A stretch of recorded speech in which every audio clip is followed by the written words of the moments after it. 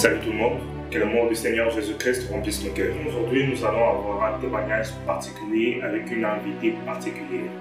Alors, nous avons changé l'organisation de ces témoignages, de cet épisode de l'État catholique. Nous n'allons pas procéder comme d'habitude, non pas pour cacher quoi que ce soit, mais pour nous concentrer beaucoup plus sur les dieux qui se cachent derrière ces témoignages. Alors, soyons attentifs et soyons concentrés pour ces merveilleux moments, pour ces merveilleux épisodes de l'État catholique. Bonjour madame. Bonjour. Nous sommes ravis de vous recevoir dans cet épisode de l'État catholique et nous avons hâte d'écouter toute votre histoire. Merci beaucoup de me recevoir sur votre plateau aujourd'hui. Je suis énormément ravie de partager mon témoignage avec les autres, afin de changer de vie. Alors, j'aimerais préciser quelque chose avant de commencer, c'est que je suis née dans une famille catholique. Et dans ma famille, en fait, on forçait personne à aller à l'église. Donc on était libre de faire ce qu'on veut, au fait, sur notre vie chrétienne. Alors, voilà, tout a commencé à l'âge de 14 ans. J'ai rencontré un homme qui était bien plus âgé que moi. Enfin, en tout cas, c'était vraiment une très belle histoire d'amour pour moi. C'est vraiment une très belle histoire d'amour parce que j'étais fou amoureuse de lui. Et un jour, il m'a invitée chez lui à la maison. On était là. En tout cas, on passait un bon moment, on parlait, on discutait. Et jusqu'à ce qu'il couche avec moi par force. Et ce jour-là, j'étais tellement dérangée, j'étais vraiment abattue. J'étais rentrée à la maison abattue, dérangée, j'étais vraiment pas bien.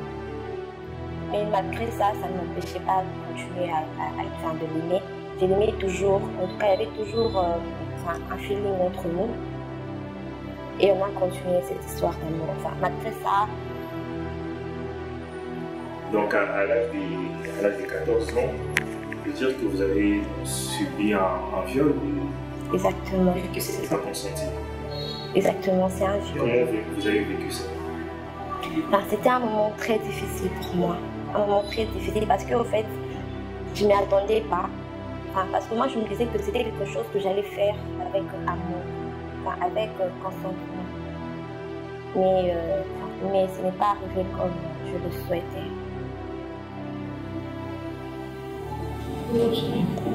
Comme je le sais. Après cet acte, qu'est-ce qui s'est passé?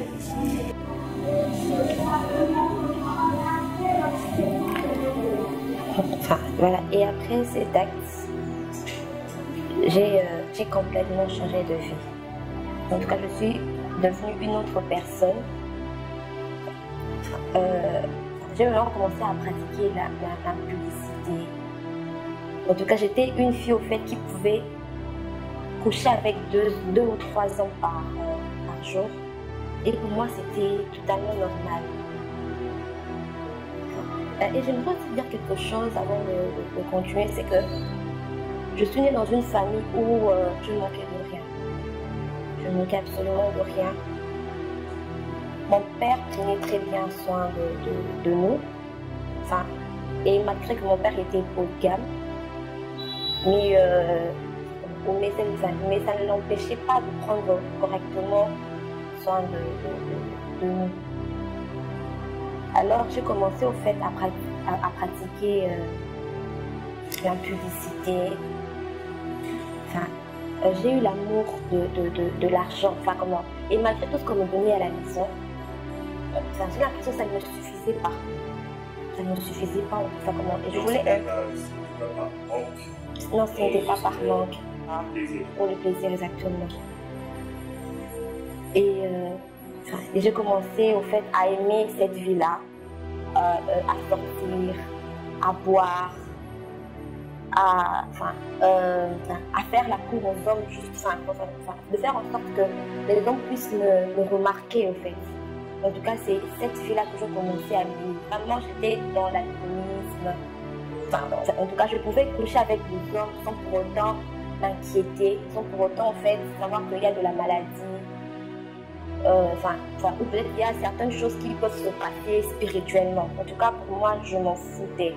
Je me disais seulement l'argent et puis voilà, voilà, ça passe. Et un jour, et je pense que c'était en 2016. En 2016, j'ai obtenu mon diplôme d'État. Et c'est là que j'ai rencontré un homme. Un homme qui était encore plus âgé que moi, mais qui était marié. Et c'est là que j'ai commencé à prendre goût à sortir avec des hommes mariés. Alors qu'avant, je ne le faisais pas. Et c'est à partir de là que j'ai commencé à prendre goût. C'est parce qu'il était là, il prenait très bien soin de moi. En tout cas, il remplissait au fait,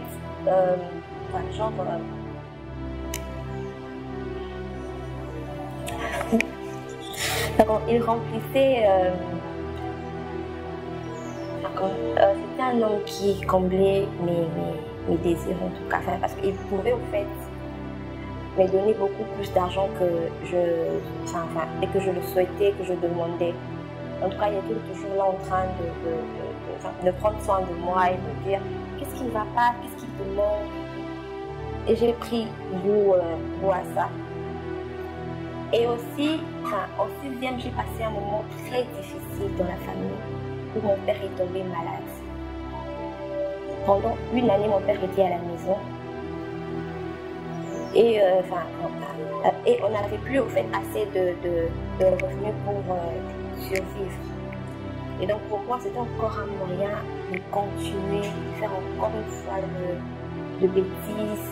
C'est parce que je me disais, en ce moment, mon père, au fait, il n'est plus au fait assez fort pour pouvoir gagner de l'argent. Donc je me disais, ok, maintenant, et que j'ai grandisse, et que je prenne au fait les choses en main. Donc, j'ai commencé encore une fois à sortir avec des hommes mariés, 2 ou 3, et tout comme des célibataires. En tout cas, j'ai prenais au fait plaisir à avoir beaucoup avoir beaucoup d'hommes. Et maintenant par moment, ça me faisait plaisir de commencer à compter avec combien d'hommes j'ai eu à coucher avec. Je disais, mais avec qui j'ai déjà eu à coucher. En tout cas, ça me dérangeait pas. En fait, tout ce qui pouvait se passer là, ça me dérangeait pas. Et concernant ça, il n'y avait aucun problème, il n'y avait aucun mal. Vous vous plaisiez vraiment dans cette vie, oui. Sans remords ni regrets. Sans remords ni regrets. Je prenais vraiment du plaisir. Je prenais vraiment du plaisir à boire, à vivre dans la publicité, et donc à faire tout ce qui est mal. Comment c'est ton âge? Que pensait votre entourage? Comment c'était avec votre entourage, vos proches, vos parents? Est-ce qu'ils étaient au courant? Déjà, mon père n'était pas au courant. Mon père n'était pas au courant. Sauf il n'y a que des amis qui étaient au courant, mais ma famille n'était pas au courant de tout ce que je faisais. Quand vous êtes complètement plongé, enraciné dans cette vie-là, jusqu'où ça vous a conduit? Quelles ont été les conséquences réelles? Un jour, j'ai rencontré un serviteur de Dieu. C'est un serviteur de Dieu que je respectais beaucoup, et que je respecte beaucoup jusqu'à présent. Et on a commencé à se voir de temps en temps. Il m'appelait, puis m'accompagnait quelque part. Il m'appelait, en tout cas, même pour ses courses ou quoi que ce soit, il faisait appel à moi, genre que je puisse peut-être l'aider à faire quelque chose. Au début, ça m'a vraiment beaucoup dérangée, et surtout que c'était un serviteur de Dieu. Je me disais, est-ce que ça peut aussi arriver à un serviteur de Dieu, un serviteur de Dieu qui est déjà marié, de pouvoir aimer une autre fille dehors, en fait, hormis sa femme. J'étais vraiment étonnée, je me posais beaucoup de questions. Et il me dit, je te veux, j'ai envie de coucher avec toi. Non, mais en tout cas, j'étais choquée. Et puis à un moment, je me suis dit, non, je dois partir. non, je dois partir. Il fait, oh non, ne pars pas, s'il te plaît, excuse-moi, excuse-moi et tout. Et tu me plais beaucoup, excuse-moi, en tout cas, c'est pas de ma faute, un truc comme ça. Et il m'a dit, j'arrive, ne pars pas. Il est descendu. Et après là, j'ai vu un homme qui est venu m'appeler. Il m'a appelé, il m'a dit, Madame, on vous appelle en bas. Je me suis levée pour le rejoindre. C'est là que j'ai vu que c'était dans une chambre qui m'avait emmené appeler. J'étais encore une fois choquée, vraiment choquée. Mais on était là en fait assises. On s'est mis sur le lit. Il a commencé à me parler. Oh, tu vois, en fait, là-bas, dehors, il faisait un peu... il m'a dit que dehors, il y avait beaucoup trop de bruit et tout. Donc, du coup, il voulait à ce qu'on puisse se mettre dans un endroit calme, bien discuter. J'étais silencieuse parce que j'étais de plus en plus choquée. Il a commencé à me parler. Il m'a dit, tu me plais beaucoup, tu es une jolie fille, tu es intelligente. En tout cas, c'est pour la première fois que ça m'arrive. Mais je te veux. En tout cas, je suis sérieux. Je te veux dans ma vie. Je veux être avec toi et je veux passer de bons moments avec toi. Et d'ailleurs, ma femme n'est pas ici, ma femme est en voyage, donc ça ne posera pas problème. De passer de bons moments ensemble parce que je n'aurai que toi dans ma vie ici. Et par moments, il a commencé à me toucher. Et vu que j'aimais déjà cette vie-là, j'aimais déjà en fait cette sensibilité-là en fait que j'avais avec les hommes, je me suis plongée dans ce moment-là de plaisir. Jusqu'à ce qu'on ait fini par coucher ensemble. En tout cas, j'étais dérangée. En tout cas, j'étais vraiment dérangée, même quand je suis rentrée à la maison. J'étais vraiment dérangée. Je me disais, et comment est-ce que j'ai pu faire une telle chose? J'ai vraiment dérangée. Mais de temps en temps, il m'appelait toujours. Il m'appelait toujours. Comment tu vas? Et puis, il cherchait toujours à me voir. Et je commençais à l'aimer, je commençais à l'apprécier. C'est parce que je me disais, il est là. Et je commençais à beaucoup l'aimer, et à aimer à être avec lui, et d'être à ses côtés. Et un jour, je me rappelle, je l'ai appelé.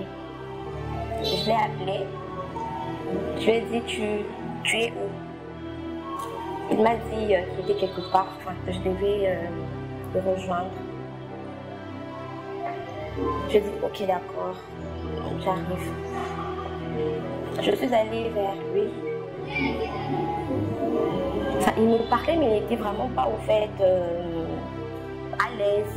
Je me disais, mais qu'est-ce qui se passe? Il me dit, non, rien. Non, mais je te veux au fait. Je te veux, j'ai besoin de passer un bon moment avec toi. Là, ça venait de moi. Et puis, non, j'ai envie de passer un bon moment avec toi. Lui m'était étonné, il dit, non, mais c'est toi qui me dis ça. J'ai dit, oui, mais je te veux, tu m'as beaucoup manqué, et voilà. Je vais passer un bon moment avec toi. Il me dit, ok, j'arrive. Il est sorti, il m'a laissé, c'était dans un restaurant, il m'a laissé là. Et puis par moment, il m'appelle au téléphone. Oh, rejoins-moi là où je suis. Tu es où? Il m'a donné l'adresse, puis il m'a dit, rejoins-moi. Ok, j'arrive. Et je suis allée là-bas. Encore une fois, je chante pour la deuxième fois. pour la deuxième fois. Et je suis rentrée chez moi. Enfin, et malgré ça, on continuait à se voir. On se voyait, donc j'ai plus ensemble, on se voyait, on passait quand même du temps ensemble, on parlait. Et après 2 mois, je suis tombée malade.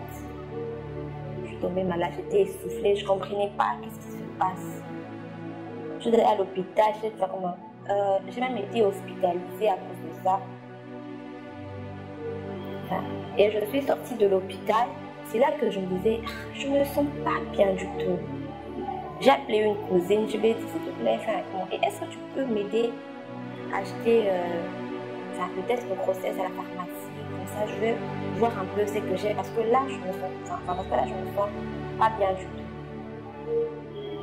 Ma cousine est venue le soir, elle m'a apporté, j'ai fait le test de grossesse et c'était positif.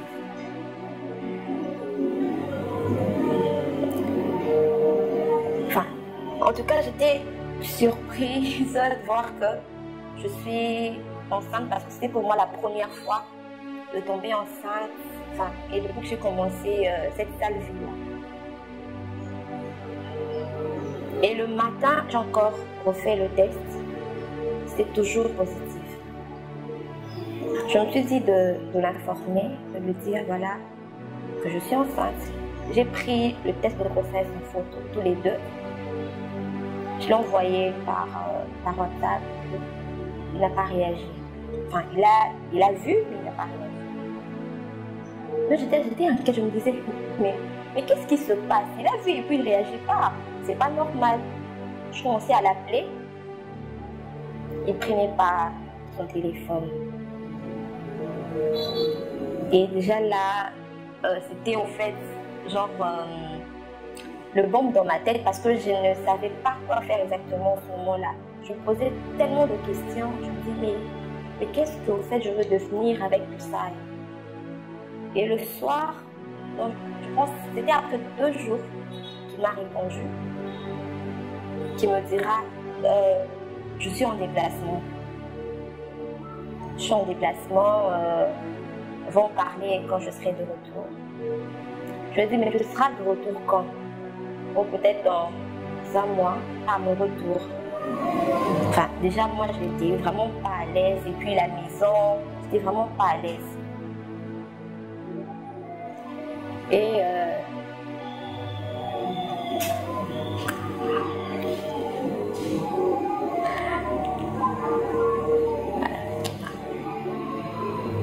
je n'étais pas à l'aise, voilà. Enfin, et puis, j'ai eu à parler avec une copine. Et qui avait déjà, elle, avorté 2 fois. J'ai parlé avec elle. Elle m'a parlé d'un médecin qui peut très bien le faire. Et le soir, j'ai écrit à l'homme de Dieu, je lui ai dit, voilà, je dois passer par l'avortement parce que je ne saurais pas avoir d'enfant en ce moment. Et surtout que tu es un serviteur de Dieu, tu es marié, je n'y arriverai pas. En tout cas, il n'a jamais été d'accord.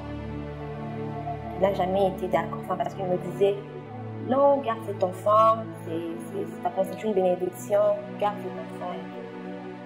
Mais je ne pouvais pas le garder malheureusement. Donc vous avez fini par avorter? Oui, j'ai fini par avorter. Ça a été l'élément déclencheur pour arrêter avec cette vie-là ou vous avez toujours continué dans cette vie? Non. En tout cas, j'ai continué avec la même vie. J'ai continué avec la même vie et ça s'était même empiré. Parce que déjà, je me disais, ma vie, c'est limite là. En tout cas, j'ai limité ma vie dans ça. Je me disais que voilà, ma vie, c'est boire, c'est sortir, en tout cas, c'est les hommes. C'est ce que je me disais. Et comment ça s'est passé alors que vous passez de l'autre côté, dans la famille des enfants de Dieu? Alors, un jour, j'étais à la maison, en train de, de me maquiller juste par plaisir et puis prendre des photos. Et quand j'ai fini par prendre des photos, il y a mon grand frère. Mon grand frère qui m'a dit, tu fais quoi? J'ai dit, je prends une photo. Oh non, tu vas m'accompagner, genre un moment de prière. Et je fais, non. Oh, mais accompagne-moi. Je fais, non, je t'accompagne pas. Je t'accompagne pas. Et puis je suis rentrée dans ma chambre. Enfin, c'est là que je me suis dit, toutefois, je fais rien aussi, que j'y aille quand même. J'allais avec mon frère aller, à ce moment de prière. En tout cas, c'était un très bon moment de prière. Enfin, et arrivé, le prophète a commencé à prophétiser sur la vie des autres. En tout cas, j'étais là, j'ai dit, Seigneur, si seulement tu me parlais aujourd'hui seulement, sache que je vais tout arrêter pour te suivre. Et directement, le prophète s'est adressé à mon frère. Et là où j'étais, je commençais déjà à trembler. Enfin, et puis, il a donné ma date de naissance à mon frère. J'ai dit que non, je suis là. Je suis là. Puis directement, il a commencé à parler de moi. Enfin, en tout cas, il m'a dit de choses que j'avais et que je voulais entendre ce jour-là. Vraiment de choses que je voulais entendre ce jour-là. Et j'ai fini en larmes. J'étais en larmes. J'ai pleuré. J'ai beaucoup pleuré ce jour-là. Enfin, et c'est une année qui est restée dans ma tête. C'est en 2018 que les choses ont changé dans ma vie. Et depuis ce jour, je me suis dit, en tout cas, ma vie, au fait, c'est avec Dieu. C'est avec Dieu. Enfin, comment? Et puis petit à petit, au fait, j'ai commencé à voir. Et comme l'apôtre Paul dit, dans le livre de Philippiens, et tout ce qui était pour moi comme de gain, et je les ai regardés comme de la boue à cause du Christ. Donc j'ai commencé au fait à voir certaines choses pas bien en fait, genre pas bien pour moi, pour ma vie.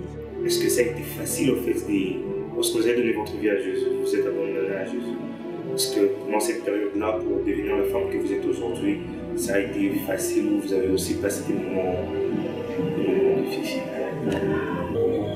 En tout cas, je ne dirais pas que ça a été facile. En fait, parce que, et déjà du moment où on se décide de suivre Dieu, il y a des combats qui se lèvent.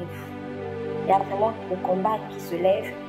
Et puis, je suis passée par un moment de désert incroyable. Incroyable. Et puis déjà, à la famille, il n'y avait vraiment plus assez d'argent pour répondre à mes besoins. Et j'étais là, au fait, à un moment même, ça m'arrivait de manquer à 500 francs. Je me disais, Seigneur, qu'est-ce que tu veux m'enseigner au juste? Et est-ce que je dois continuer ma vie d'avant ou je dois continuer avec toi? En tout cas, je me posais des questions. Mais malgré cela, j'étais toujours forte. En tout cas, ce qui m'a aidée, c'est en méditant la parole de Dieu. C'est en méditant, c'est en allant en prière.